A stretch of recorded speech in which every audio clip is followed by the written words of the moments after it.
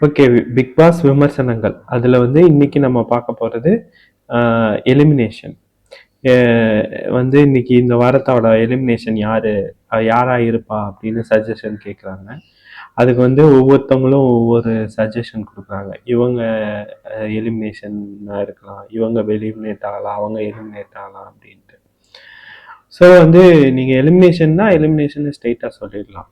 ஆனா வந்து இவங்க எலிமினேஷனா இருக்கட்டும், அவங்க எலிமினேஷனா இருக்கும் அப்படின்னு சொல்றது மூலயமா உள்ளுக்குள்ளே வந்து ஒருத்தர் அடிச்சுக்கிறதுக்கும் ஒரு போட்டி மனப்பான்மையை ஏற்படுத்துறதுக்கும் இது வந்து அவ்வளோ பெரிய பெரிய விஷயம், பெரிய கேமெல்லாம் இல்லை, தலையாய ஒரு இதெல்லாம் இல்லை.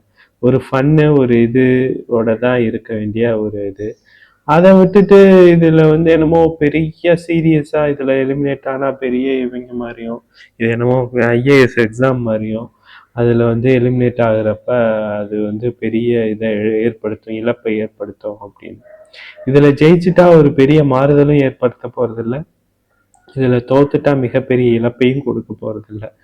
ஸோ வந்து ஏன்னா வாழ்க்கையை வந்து நம்ம வாழ்றதை பொறுத்து தான்.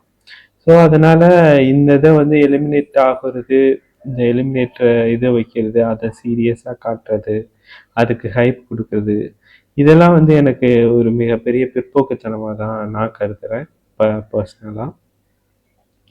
ஓகே, நன்றி நண்பர்களே. தொடர்ந்து நாம் இணைந்திருப்போம். பிக் பாஸ் விமர்சனம்.